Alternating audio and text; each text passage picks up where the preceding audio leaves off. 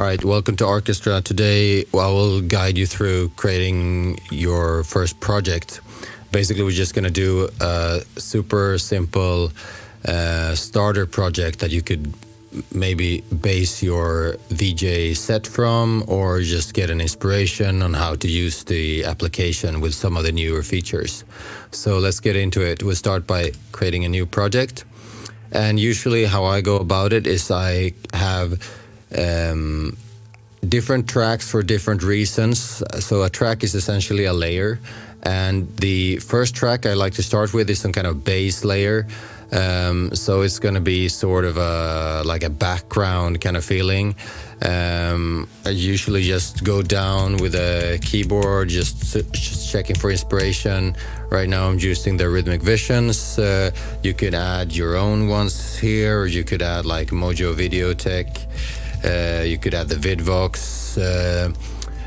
Just like get some inspiration going, find some cool shader that makes your heart tick. I'm gonna go with this one, Down with the Roots. It's kind of a nice fractal shader. I based it off Fabre Neyset's marble shader on ISF on Shader Toy.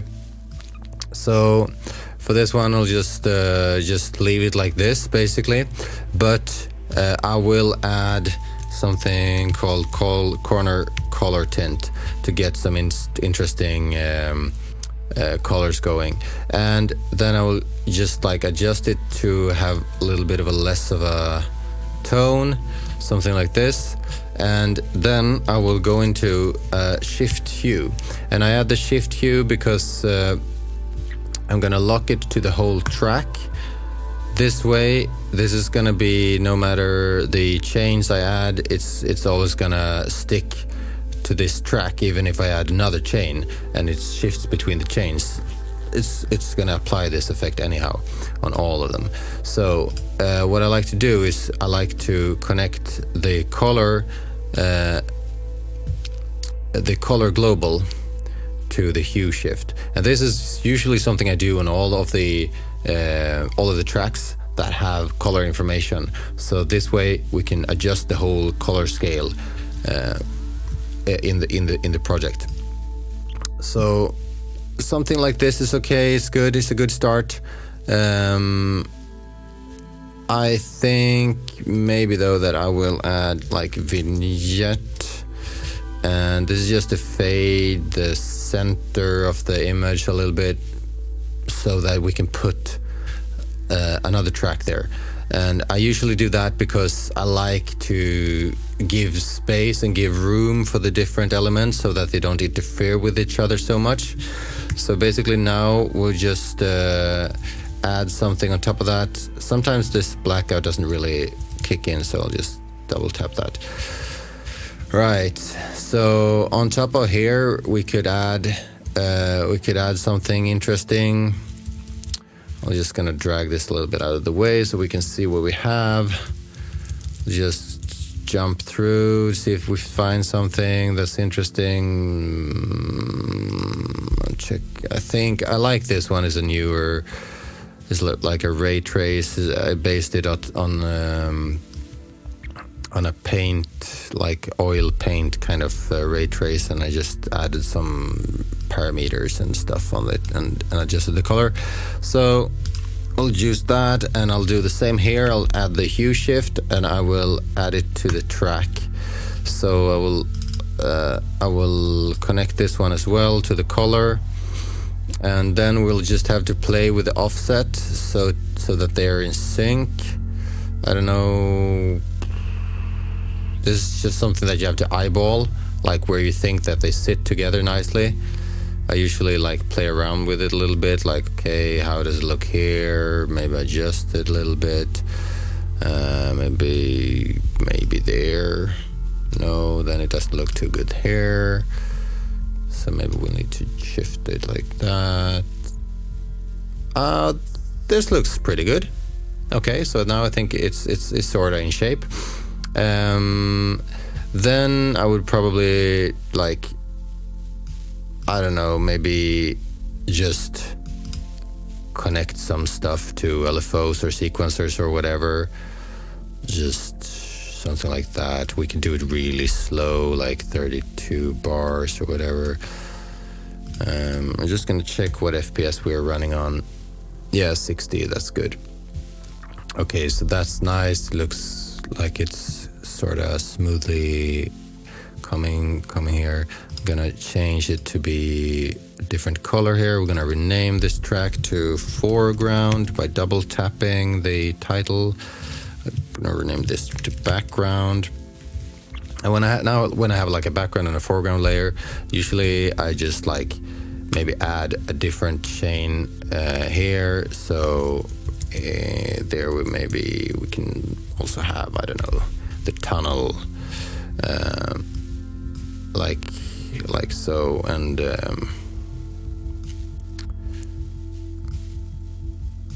something like that. And this one now, since the shift hue is locked to the track, is gonna adjust this one as well. But the vignette is not, so I'm gonna move that one too, so that both of them comes into play here. Okay, something like that.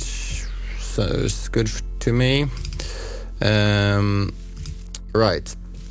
Now I'm gonna introduce a new feature that's kind of nifty, and we're gonna basically create like a feedback loop, and it's gonna be based on this. Oh, let's shift to effect, feedback. You know, this really cool feedback effect. This is basically an ISF shader that does some smart, tricky parts to use the hue to create rotational effects. But what I did is I just took the gist of that and put it in a separate effect, which is called feedback loop mod, which really doesn't do much if you just put it like this. It's just gonna do subtle changes of the image. So where this shines is when you put it inside a feedback loop. Like before, on the other effect, the feedback loop is kind of baked into the effect. But Arkestra also has the potential to create its own feedback loops. And that's really interesting, because then you can start playing and inserting things into that feedback loop, and you can have a lot of fun. So right now, if I just turn the feedback on and then crank the feedback up, you'll see more or less the same effect. But now we can do a lot more with it, because we can put things into this feedback loop. So basically, if we just, I don't know, let's add the fisheye pinch distort. So if I crank this one up, we're gonna have this pinch distort inserted into the feedback loop, which is just gonna create crazy amounts of things going on here. I'm just gonna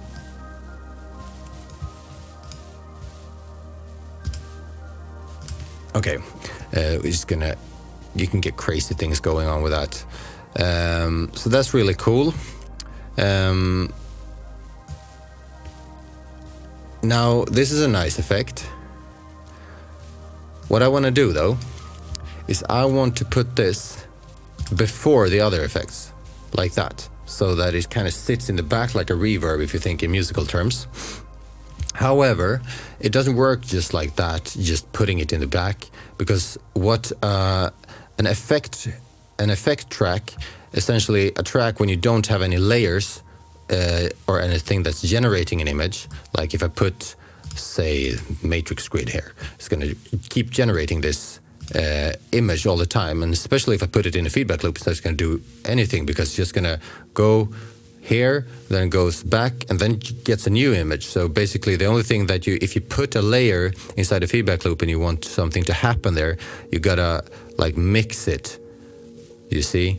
So when you start mixing it, you get it mixed with the original feedback loops. But like that's not what we want to play with here, even though it's a really fun and effectful thing. You can do a lot of it with it, especially when you start playing with the blend modes as well. But what we want to do now is we want to insert a track here, and that's what I was getting at, that when you don't have any layers, it just grabs the input picture. So if I put the feedback down, it's just going to grab whatever comes into this track, like whatever is before it. You see the little arrow down here, basically means coming in here. So in this one, the tunnel comes in here, but it's blocked out by this shader, which is filling the image. So what we want to do now is put this in the start of the chain, of the rendering chain, and I'm going to introduce a new layer type, which is under other.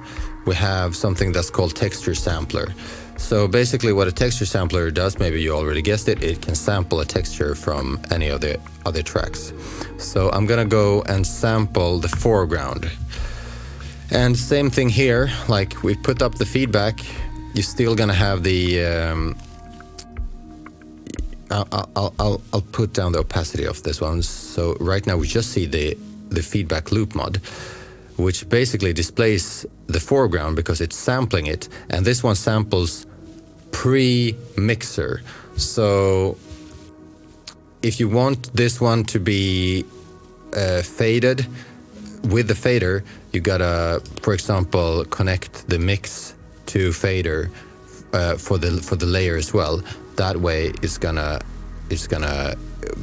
put it out like that. So now it's basically just like the feedback loop going on here. Now, what we want to do here is, first of all, this track input texture is blocking the feedback loop. So we put alpha black as the mix, which is making everything that's not black opaque, and everything that is black is going to get transparent like an alpha channel. Now we start seeing some cool things. So basically the track is just being inserted where there is color or light information. Whenever there's black, it's going to be transparent alpha. So it's really good for this kind of feedback loop mixture effects. And now we just want to adjust it a little bit, get the zoom going in here a bit more.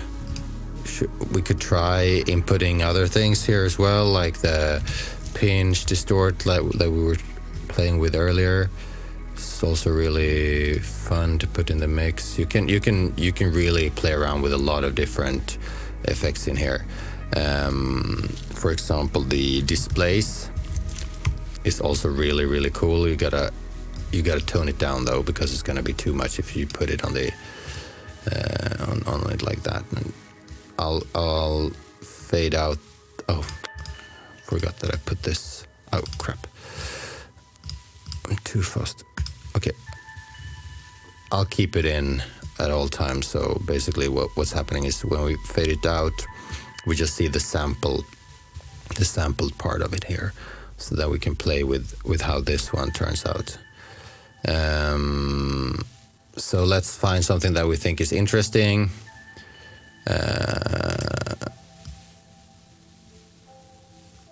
Maybe something like this is cool. I don't know. And what I want to do now is to kind of tone it down a little bit.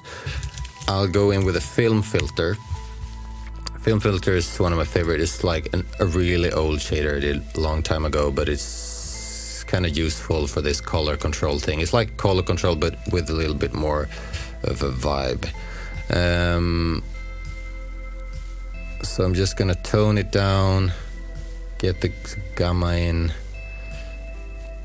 get the vignette, and now I will add a new one called Solar Colors, and putting that in the mix is gonna make everything go crazy. So I'm just gonna move this one as well on top here. Yeah, I think that looks pretty sick. I think that's good. Now if we get this one back in, right.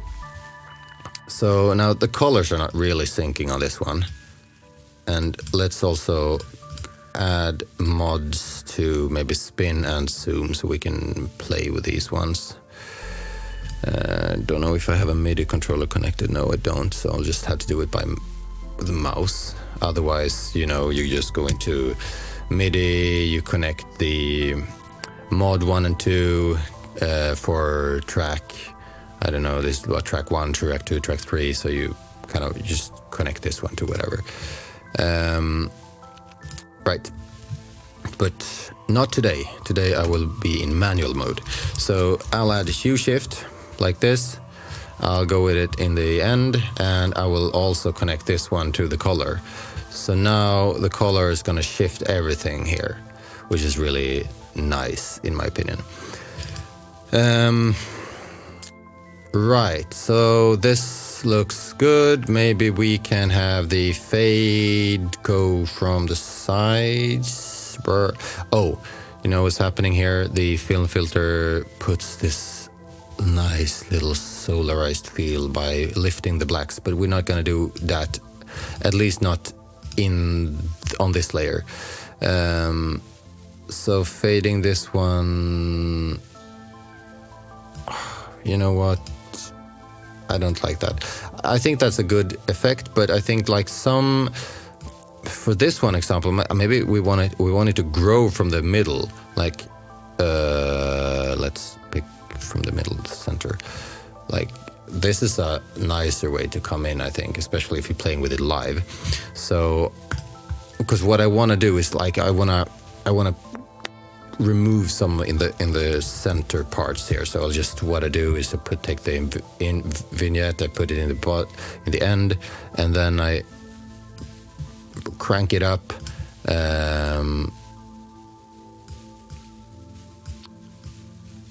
Something like that.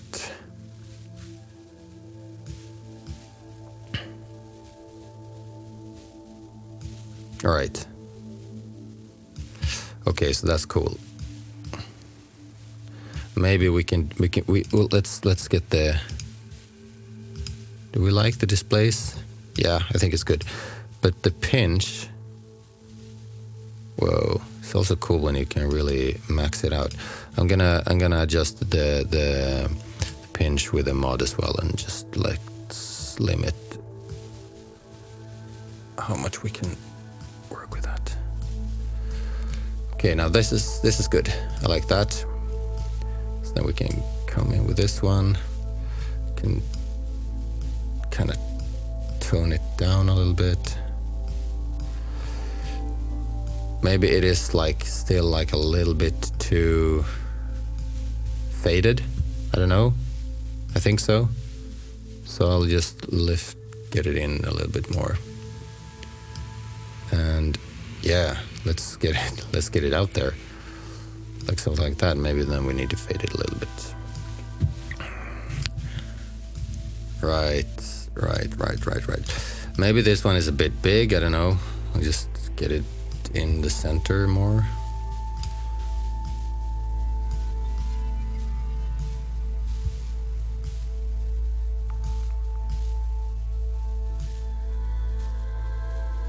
Right, now that's pretty cool.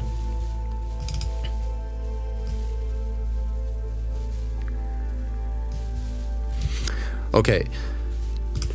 On top of everything, I usually put like a film filter, and I call this like a master track. And over here, I tend to just do some minor adjustments, maybe lift the exposure a little bit. This is usually something that I put in for live sets, so you can kind of adjust the output a little bit. On here, we could also add some kind of nice performative effects, like the video height field. And what I usually do with this one is I modulate the overdrive with an LFO, make it go like quarter notes, something like that, and then I create a global mod for this. So this one, I will call this one bounce. So whenever I crank this one, and let's make sure this one doesn't go too far either. So you can like get everything to bounce to the beat. That's nice. Maybe we could add a strobe as well. Usually I think what looks good is like putting an invert. I'll put all of these one before the film filter. You know what? I'm gonna lock the film filter so it's gonna like stay in the end all the time. And like for an invert, you could just basically shift invert on and off. So just put it to an LFO, put the LFO really fast, like 6. Oh damn, that's maybe too fast. Maybe like that. Usually gonna look cool on if you do it on the stage.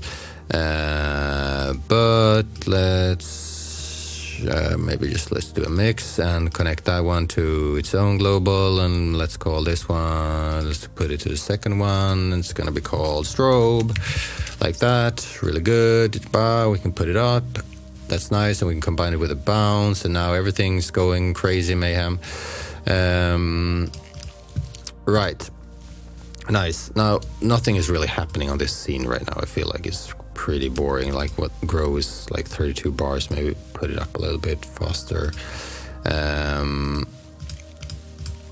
And now it's a little bit more interesting at least. Let's make this one come up a little bit more. Let's shift it back to this roots thing. Okay, so that's all pretty cool. I think though that the colors are not really sure if they sync. I don't feel like they do really. Maybe more like that. And the same thing goes for this one. Like, what the heck happened with the colors over here? I'm gonna shift the offset a bit like this. Now we're talking. Now we're better in sync. Right. So usually I also add some kind of, I don't know, like the cosplay or whatever, like some kind of something to go a little bit more, a little bit more on top of everything. Get the speed down, make them smaller. I'll amplify them a little bit, make them even slower. So that's kind of nice to have something going. And maybe what I add as well to get like this to glue a little bit more is like some kind of feedback. We can just add like this one, the feedback reverb. And this one is meant like you try with alpha black.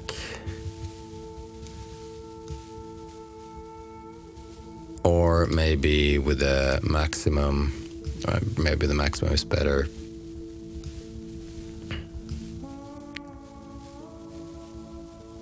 Right.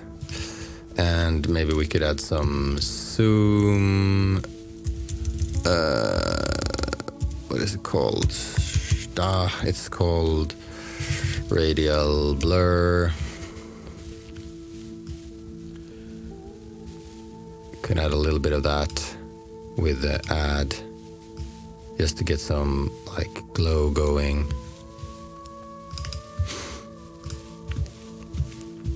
Right. We could also try like, you can play around with this. Like now it's grabbing the foreground. What happens if we grab the background? Like, okay, then it goes all like that. What happens if you grab the master track? Like if we grab the master track as an input channel, then it's gonna be looping itself. So this is just gonna be like all a mess. But so maybe like not for this current setup, it's not working really good. But it's something that you can really play around with and experiment with, like. So let's grab the foreground again. I think that was the best one.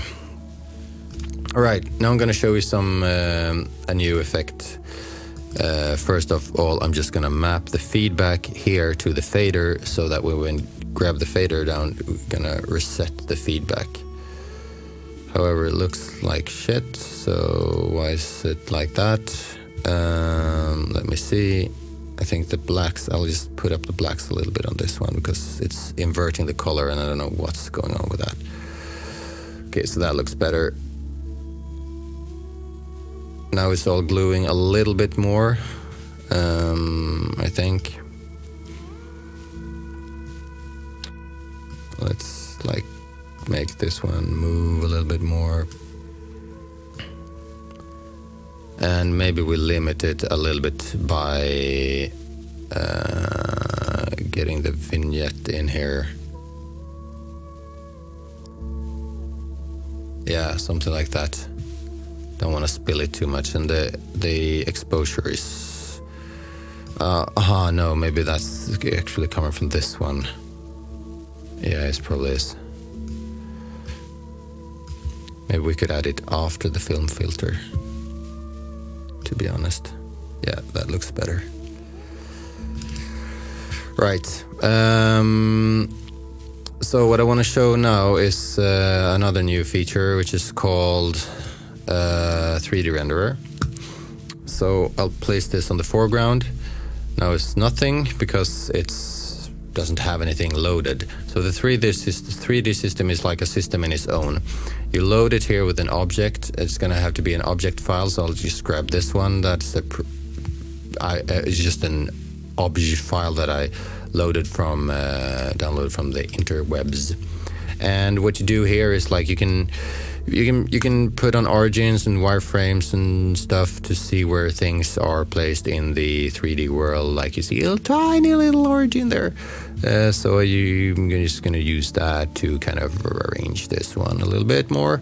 And let's move the camera like this. Here is the camera. I'll get the wireframes on. I'm going to add a lightning. Where is the light now? I don't see anything. Okay, so there it is. So let's move it a little bit. Let's rotate the hand. It's always a little bit messy, like rotating things in 3D space. So I want this one. Now that looks better. Okay. I'm just gonna go out a little bit. Like here you rotate the camera. Oh crap. So what I want to do is I want to rotate the camera on the y-axis. So I'll just put an LFO here. I'll make it go around. Now I don't see anything. And I want to basically I want to shift this one, and the light, we could lift the light up a little bit, make it shine brighter, like there go. And you know what, like the 3D channels, they have you don't need to do the alpha black there, you can do the mix because they are alpha mixed. I think I want the cost to be in front of this one. Now this is sampling the wrong track, so I'll just need to adjust that to go here.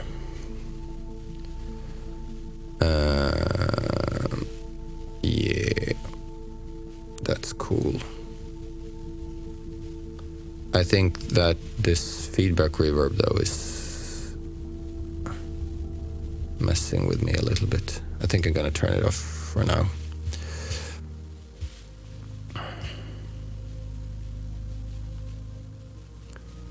Let's get the vibrance down a little bit. All right. So where were we? On the foreground, on the 3D system. I will adjust this one a little bit. Maybe we can what happens if we kind of like add an LFO to this rotation as well? That's cool. Yeah, that's kind of cool. And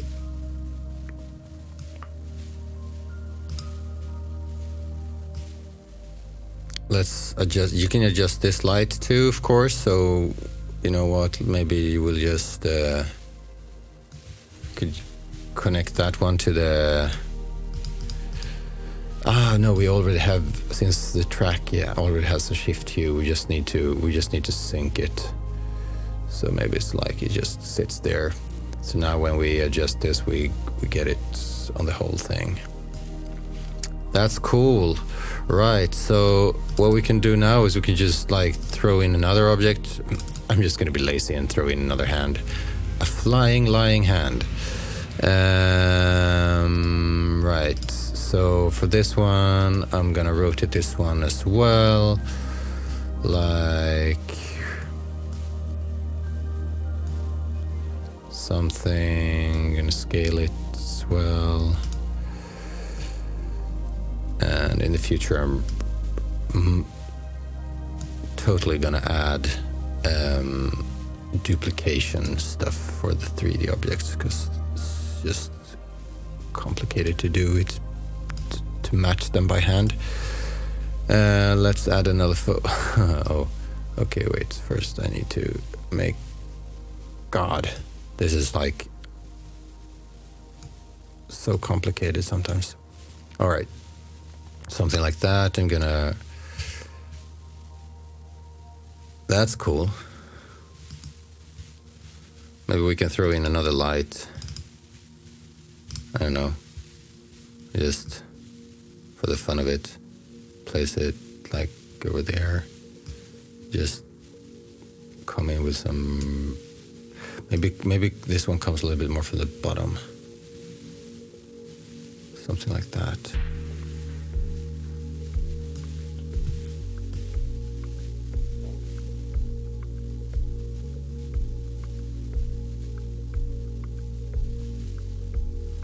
I wanna get it so that when it's dark, I want this one to shine. Yeah, something like that. That's cool. Yeah, I like that.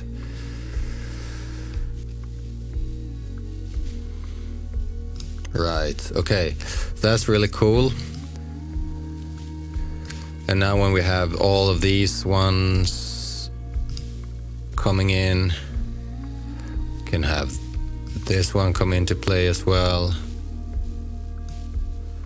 And you know what? I'm gonna combine this one with the global as well. So let's have it on this one. Let's call it feedback. And when I put it on, I want to go over something like this.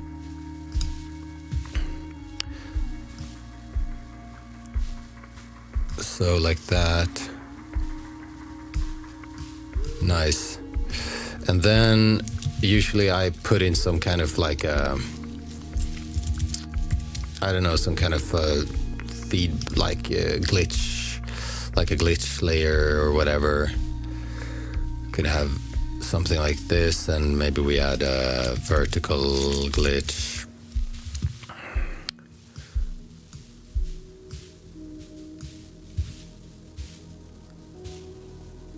Cool. Right, so maybe we have something like that. Yeah, you know, so you can do something like this and just add, I don't know, just play around, just go down, like find something that looks really cool like this. The trace edges, just gonna put it in the middle and make this, I don't know, yellow. So then you can have it like that, come in as a break, have everything bouncing, get the strobe in, get the feedback going.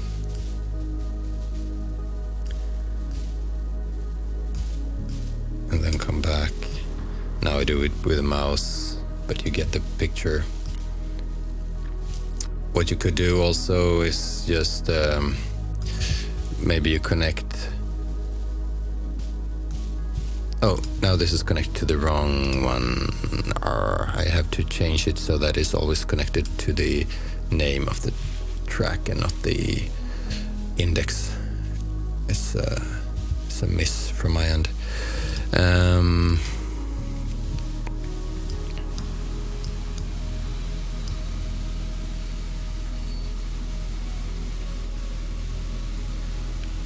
But yeah, I think this looks pretty sick, to be honest. It's really fun to see how it works so well.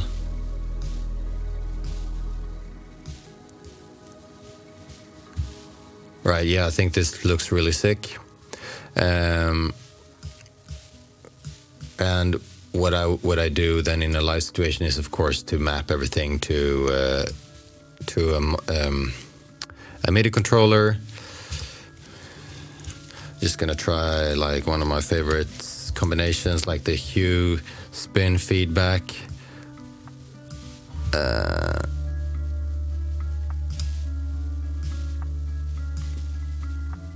And combining that with the trace edges with intensity, that usually looks pretty sick. Maybe we tone it too.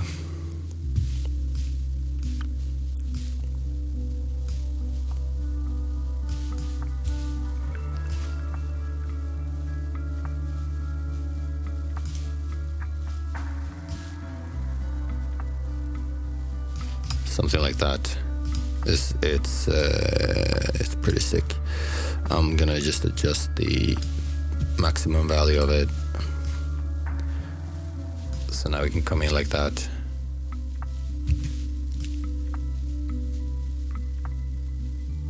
And I mean, you can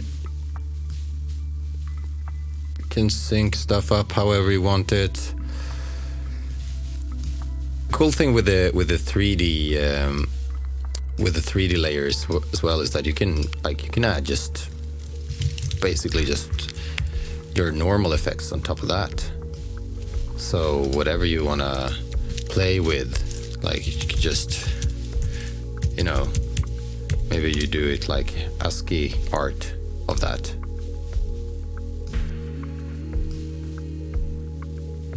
You know? So, yeah, that's all I wanted to share